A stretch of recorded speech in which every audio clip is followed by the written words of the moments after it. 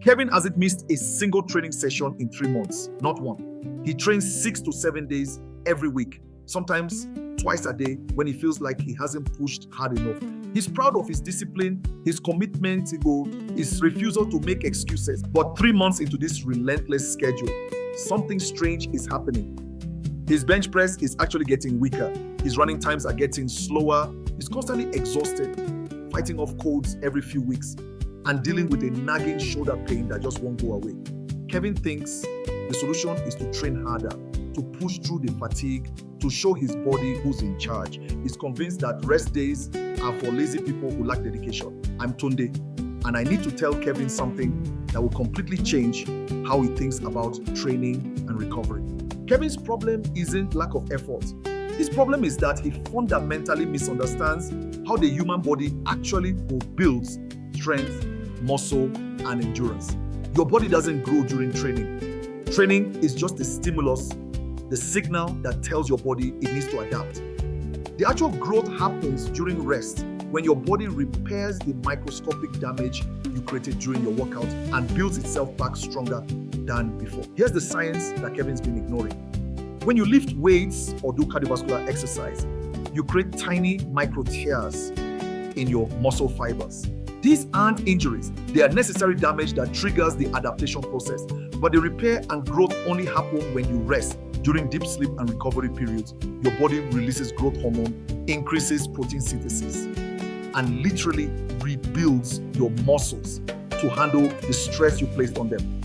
Without adequate rest, you're asking your body to get stronger while simultaneously preventing the very process that creates strength. But Kevin's overtraining is doing more than just preventing muscle growth. It's actively working against him. Chronic training, stress without adequate recovery, elevates cortisol, your primary stress hormone. High cortisol suppresses your immune system, which explains Kevin's frequent illnesses. It reduces testosterone production, which explains his declining strength and motivation. It impairs sleep quality, which explains his constant fatigue. Elevated cortisol also promotes muscle breakdown rather than muscle building, which explains why Kevin is getting weaker despite training more than ever. The signs of overtraining are everywhere once you know what to look for. Kevin's declining performance despite increased training effort, his constant fatigue that sleep doesn't seem to fix, his poor sleep quality, lying awake at night despite being exhausted, his frequent minor illnesses, and that nagging shoulder pain that won't heal, his complete loss of motivation to train, even though he forces himself to do it anyway. These aren't signs that Kevin needs to train harder. They're red flags that his body is breaking down from chronic stress without adequate recovery. The solution isn't complete inactivity on rest days, it's strategic active recovery. Kevin learned to use his rest days for activities that promote blood flow and recovery without adding training stress. 20 to 30-minute walks that get his blood moving and help clear metabolic waste from his muscles. Gentle stretching sessions that improve mobility and reduce muscle tension. Light yoga or meditation that activates his parasympathetic nervous system and promotes recovery. These activities help his body recover faster while maintaining movement and preventing stiffness. Rest is strategic, not lazy. Elite athletes understand this principle better than anyone.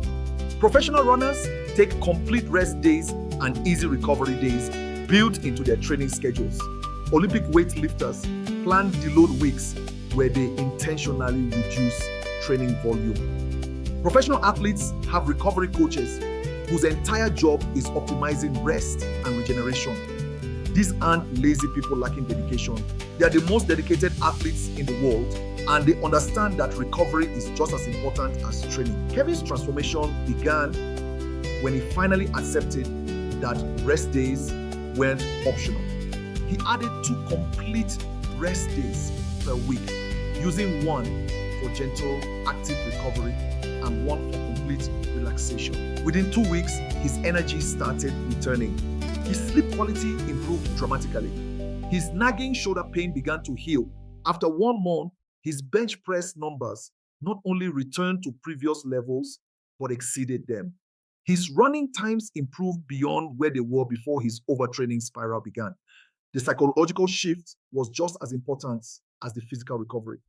Kevin stopped viewing rest as weakness and started seeing it as strategic. He realized that taking 2 days off per week wasn't holding him back from his goals. It was preventing setbacks that could cost him weeks or months of progress. He learned to listen to his body's signals instead of ignoring them.